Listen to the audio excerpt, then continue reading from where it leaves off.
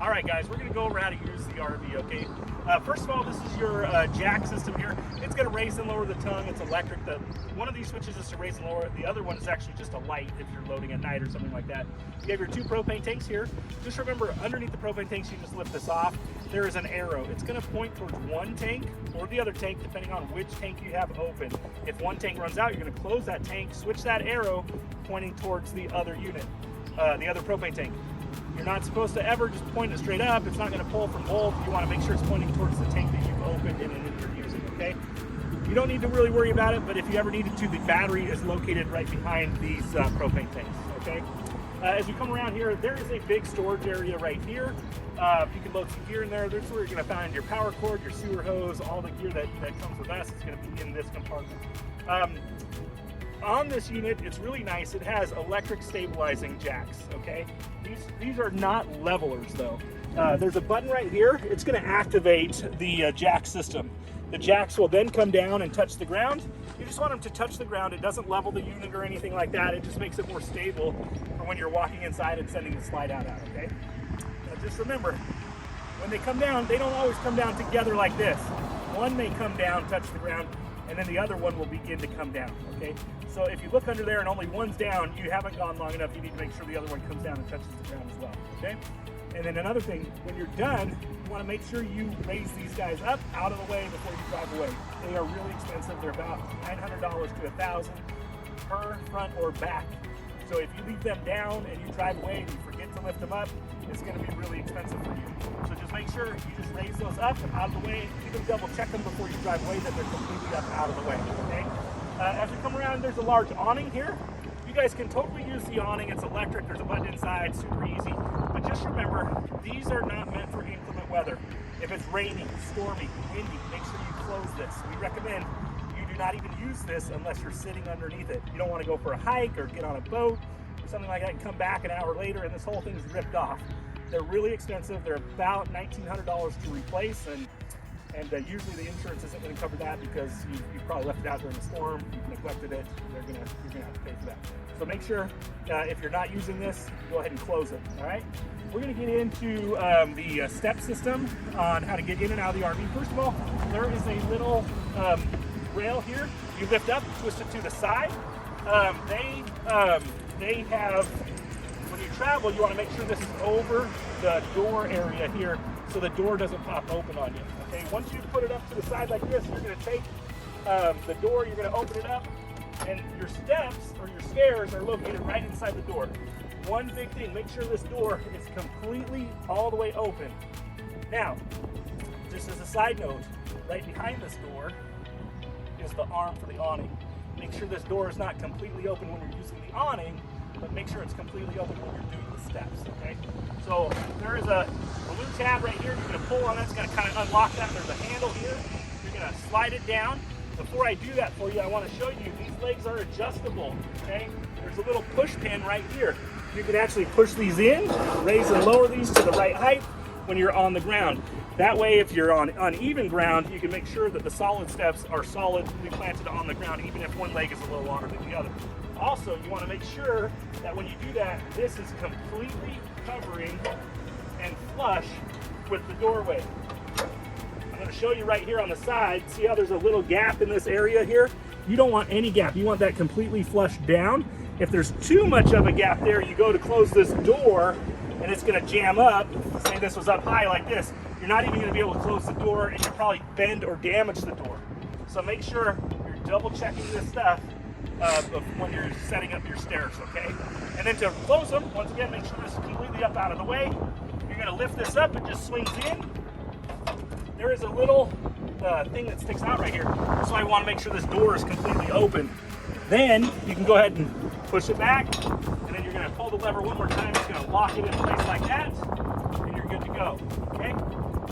You're gonna shut the door, all that, and like I said, when you're traveling, just make sure this covers that. All right, pretty simple stuff, but you want to know how to use it correctly so you don't damage it. You have a couple electrical outlets here. Just remember, no major appliances or electrical outlets are going to work unless you're plugged in at a park or running a generator. Okay. You have a water fill. This is for dry camping. This is where you're going to fill up your water tank. You're going to take your garden hose, or you can have us fill it for you. You're just going to put it right in here. You're going to fill up the tank. There's some gauges inside the RV. You're going to watch your water levels, and then you want to make sure you don't overfill the tank. Just watch those levels and turn off the water before it overflows or something like that. Pretty simple. This is a heater right here. Just make sure this gets hot. So make sure that you don't lean any gear against this or anything, or don't put a tent over here. Nothing should really be leaning on the trailer anyways. Okay.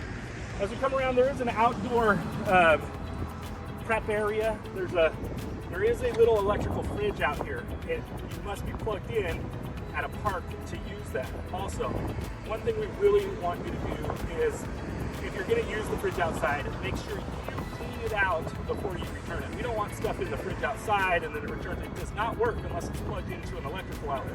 So if you leave stuff in there and drive home, that fridge can start to smell or something like that. Get all your stuff out of there, clean that out. That is your responsibility before you return the RV. Even if you got the cleaning package, you still need to clean the outside fridge. That's the only thing you have to make sure you've cleaned, okay? There is also a little sink out here, which is kind of nice. And then here's your other electrical stabilizer. You just push the button, it comes down like we talked about. Hopefully you don't ever need it, but there is a spare tire located here. Trailers do not come with jacks for changing tires. You would use your vehicle jack to change the tire. You will have a star to change a tire, but not a jack. So make sure you have that in your vehicle. Obviously your truck would have one that you're towing with. As we come around, this is your power cord connect. This is where you're actually going to plug into the park or to the generator you're using. There's a big cord we provide you with. It's going to plug in here and then plug in at the park pedestal or on the generator. One thing, if you've plugged in and you're at a park and there's no power going on, and you plug in and you're like, hey, this isn't working, the number one thing is at the pedestal, these parks a lot of times will switch their breakers off. So you think you're plugged in and you think you're running when it's actually the park power is not even getting into the RV. So make sure first for troubleshooting, if you have any issues with electrical, make sure that the pedestal at the park is flipped to the on position and none of the breakers are tripped, okay? You have your water, your city water here. This is where you'll fill up if you're going to use city water. You'll put it on here. We recommend you always just fill the tank and use tank water and then turn the tank on and off when you're using it, or the pump on and off. But if you are going to use city water, make sure you have an adapter for pressure flow. Right here below this, it says caution. There's a reason why they put caution here. This is to flush out the black tank, okay? What will happen is you can hook a hose to this, and while you're dumping, it'll flush extra water through the tank. Excuse me. Right underneath here, there are two pull valves, one black and one gray. This is how you dump the unit. You're going to keep your hose on. It's going to go into the ground at the dump station. You pull that lever. It's going to do the black one first. It kind of drains out the sewage. Then you'll pull the gray lever. It'll send out the shower water and all that kind of stuff. If you're going to use the tank flush, you want to make sure the black tank valve is open. Do not run any water through the system, through that black tank right here, unless that valve is open. You don't want it to back up into the toilet or anything like that. That would be a giant mess, okay? So just make sure, that's very important, that you have that open. Here's your slide out. It comes out about 3 or 4 feet. Make sure you're not parking next to any trees. One thing I want to tell you is do not get close to trees whatsoever, okay? This is not meant to get back into some crazy area or anything. If you put scratches on it or something, you're going to have to pay to get those scratches taken out. So make sure you're plenty far away. We recommend 15 feet on each side of the RV at all times with space in any camping area. So you don't want somebody to come over and grab something off the roof and break something. So just make sure you take care of that. In the front here, there's going to be another water tank heater. Just make sure you don't leave anything. This gets hot. It says hot right there. And then this is just a pass-through to the other side of the storage, okay? So let's go on inside. We're going to show you how to use that stuff. Come on in. All right, guys, we're going to go over the interior unit and show you how to use it. First of all, this is your interior light switch. A lot of these are on dual light switches, so if maybe a light's not working, you'll reach up and hit the light itself. It's got a button on there. Down here is going to be your slide-out control, your awning control, and then your awning light control. Just remember, anytime you are operating the slide-out, make sure there's nothing in its way on the inside of the RV or on the outside, and nobody should be sitting or any weight should be inside the slide out area when you're operating the slide out. You don't want it to slide in. If somebody's on there, it could gouge the floor, and that is super expensive. So just make sure you take caution, make sure everything's out of the way, no ice chests or anything when you're operating those kind of things, okay? The slide out or the awning. So we talked about the awning. Make sure anytime it's windy, rainy, keep that closed, okay? There is a very nice TV here. Just remember that anytime you're using major appliances or outlets, you need the generator on and running to use. So the TV just won't work by itself. You have to be running a generator or plugged in at a park. We're gonna head into the master bedroom area. This thing is awesome. This is a king size bed, which is really cool. And then at the end of each of these, on the nightstand areas are some plugs and outlets for running, for charging your cell phone or something like that. You can also close these doors off. Make sure anytime you're traveling, you latch these completely shut. If you do not, these doors will become dislodged or disconnected, and it takes a little bit of work to put them back and to get them into place. So just make sure you keep those latched at all times when traveling. We recommend you latch them when you get somewhere if you're not going to be closing this off, and then once you're done, make sure you lock them down again, okay? All right, so we're going to come in here. There's a nice couch area. This also turns into a bed. It's just a jackknife. You're just going to lift up and push it down, and this just makes it a little sleeping area.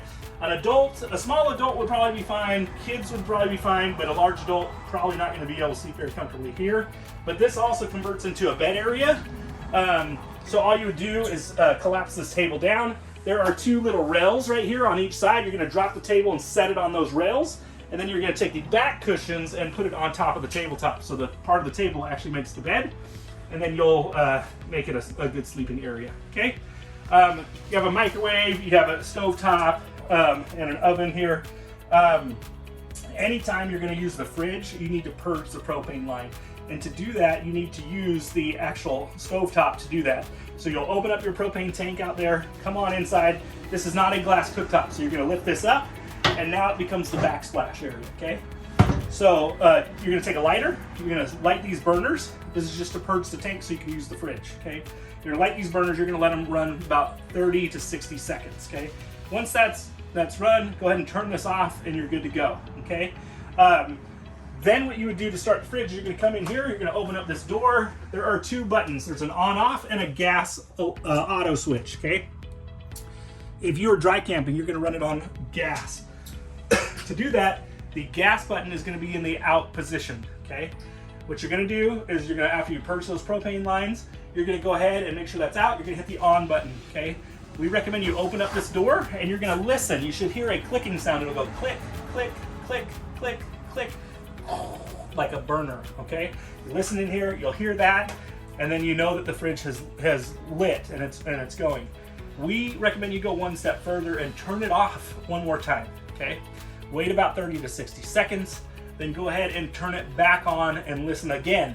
Now, it should take maybe 1 or 2 clicks to light the fridge. It'll go click right away. That way you know you've got all that air out of the propane line and you're good to go. That's the best way to do it. Also, inside the fridge itself, underneath here, there is a temperature control slider valve, okay?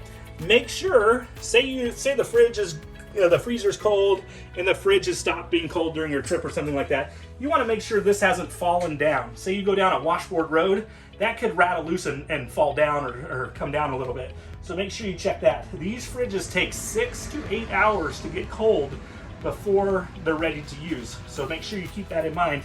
How they work is they're going to freeze this freezer box first, okay?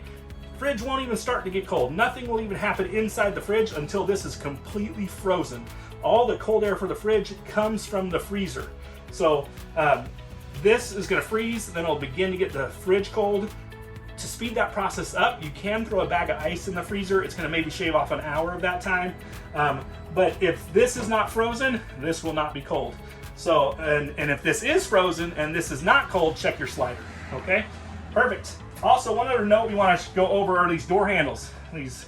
To access the door, you're going to push it out and pull it open, and it kind of locks. What you don't want to do is really yank on that. We've had people break these off, and I know it sounds crazy, but each one of these little handles is about $50. So don't have your teenager come in here and rip the handle and break it off, because that's $50. So just make sure you are careful when opening these doors and operating. They're supposed to click in just like that, so when you're driving it doesn't pop open on you or anything like that. As we come around, there is a control panel right here, which is like a breaker box. This is for, like your house would have your breakers and everything, that's where they would be located. Hopefully you don't need to get in here or check these for anything, but say you tripped a breaker, you're using a blow dryer and something happened, that's where you would look. Also right here is your thermostat control. There's a mode button. This will cycle through your air conditioner, your heater, all that kind of stuff, and then these up and down buttons are gonna be your temperature controls, okay? There are a couple bunks in here, which are fantastic. Just be careful climbing up and down. You don't want to break anything like this. There is not a ladder or anything. You just literally climb up. You could bring a stool or something, but just be careful getting in and out of this. And then we're going to head into the bathroom area. This is where you're going to find your tank gauges and everything like that. But before we get there, we're going to talk about the flushing the toilet. There's a little foot flush right there. You just push it down and it's going to flush the toilet. Just remember to keep that down for about 5 to 10 seconds to make sure you get enough water in the system, because you don't want to have toilet paper get stuck in there and clog the tanks or anything.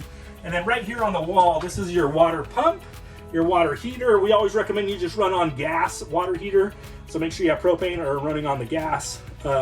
It takes about 5 to 10 minutes to heat water, and then 5 to 10 minutes between showers. Also, if some of the outlets stop working or something like that, there is a GFI you might have tripped. So this is where the GFI outlet would be located if you needed to check anything like that. These buttons right here are like your tank level gauges. It'll show you your fresh water, your black water, your gray water levels. Just remember, they are guides. They are not 100% accurate. They just kind of give you an idea of where you might be. The only one that's semi-accurate is going to be the fresh water button. It'll kind of show you your fresh water tank levels, okay?